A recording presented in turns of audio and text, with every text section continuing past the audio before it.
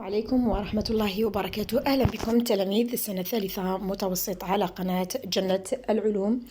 النشاط الثاني في ثاني مقطع المتمثل في اختلاف مكاشف الصخور في المناظر الطبيعية. إذن مكاشف الصخور تظهر لنا في هذه الصور، هو ما يشاف وما نراه بالعين المجردة من الصخور. نلاحظ أنه يوجد اختلافات في مظاهر الصخور بين المتوزعة في طبقات، ومنها المائلة كما نرى، ومنها المطوية كما نرى هنا. وقد سبق لك وأن درست أسباب تشكل الطيات والجبال في الديناميكية الداخلية للكرة الأرضية. إذن هذه العبارات تدل على أنه يوجد علاقة بين مختلف مكاشف الصخور والأشكال التي تأخذها وبين الديناميكية الداخلية للكرة الأرضية.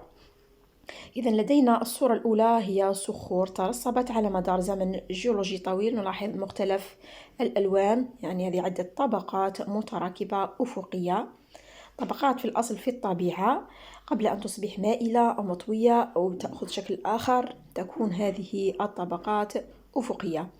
والصورة الثانية هي صخور متباينة السمك واللون، تظهر بأنها مائلة هنا كما نرى، وهنا تظهر طبقات مطوية باتجاهات مختلفة. وهنا كما ترى حمام مسخوطين بقلمة بنيات شكلتها مياه ساخنة باطنية. فنلاحظ هذه الألوان هي عبارة عن ترسبات الأملاح التي أتت من المياه الساخنة من الأعماق.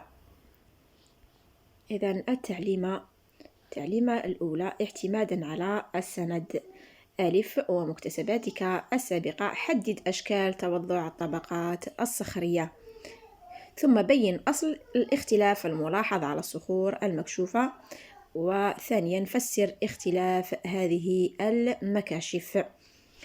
إذن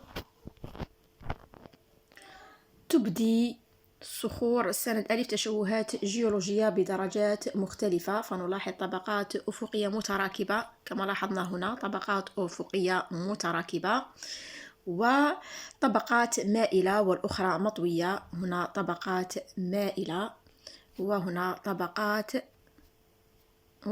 طبقات مطوية. ويعود أصل هذه التشوهات إلى الحركات الباطنية بفعل قوى الانضغاط المسلطة على الطبقات الصخرية. إذن بفعل قوى الانضغاط ماذا حدث لهذه الطبقات الأفقية؟ هذه هي الطبقات الأصلية، كانت طبقات أفقية، ثم ماذا حدث لها بفعل قوى الانضغاط واتجاه هذه القوى، إما أن تصبح مائلة بهذا الاتجاه، فهنا قوى الانضغاط سلطت عليها بشكل مائل، أو أن تصبح مطوية، هنا اتجاه آخر لقوى الانضغاط.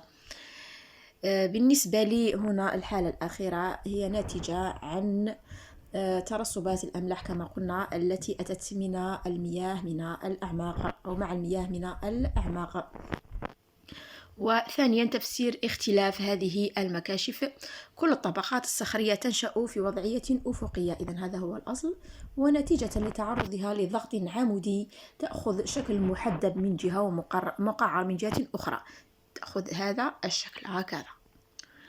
وإذا تعرضت للضغط من جهتين تأخذ عدة تعرجات وتتقلص مساحتها فتعطي طيات ملتوية تأخذ شكل مائل أو عمودي في حالة الضغط من جهة واحدة. أما صخور حمام المسخوطين فتكون بفعل ترسبات الأملاح التي تحملها المياه الحارة الجوفية. مناظر طبيعية ذات علاقة بالنشاط الداخلي. إذا نلاحظ هنا منظرين طبيعيين، حتى وإن لم تبرز مكاشف الصخور أحيانا تغطى مكاشف الصخور مثلا بالغطاء النباتي كما نرى في الصورة الأولى. فإن التمعن في السند ألف وبناء على معلوماتك حول النشاط الداخلي للكرة الأرضية يمكنك تفسير الملامح المختلفة لهذه المناظر الطبيعية.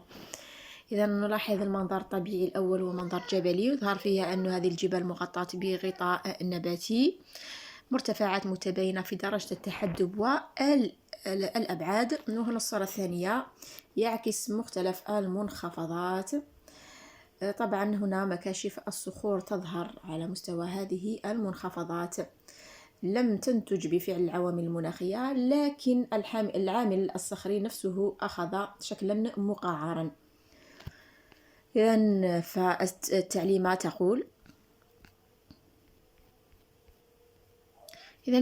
تقول فيما يتيح لك التفسير السابق شرح المناظر الطبيعية المتنوعة المتباينة. إذا التفسير: تشكلت المناظر بنفس الأسباب بقوى الانضغاط وتكون على شكل طيات مقعرة أو محدبة، عارية أو مغطاة. إذا مختلف الأشكال هنا نلاحظها ولها علاقة بالنشاط الداخلي للأرض. النتيجة: يرجع تنوع المناظر الطبيعية إلى اختلاف الصخور، فالصخور لها دخل في التحكم في شكل المنظر الطبيعي من حيث طبيعتها الصلبة أو المرنة. فإذا كانت صلبة تنكسر فيأخذ المنظر الطبيعي شكل معين، وإذا كانت مرنة تنطوي فيأخذ المنظر الطبيعي شكل آخر، وتوضعها على شكل طبقات متراكبة أو مائلة أو مطوية بفعل قوى الضغط الداخلية المطبقة عليها. إذن هذا فيما يخص هذا النشاط. أخيرا لا تنسوا دعمنا في القناة بالاشتراك وبتفعيل زر الجرس وبالإعجاب، وإلى اللقاء.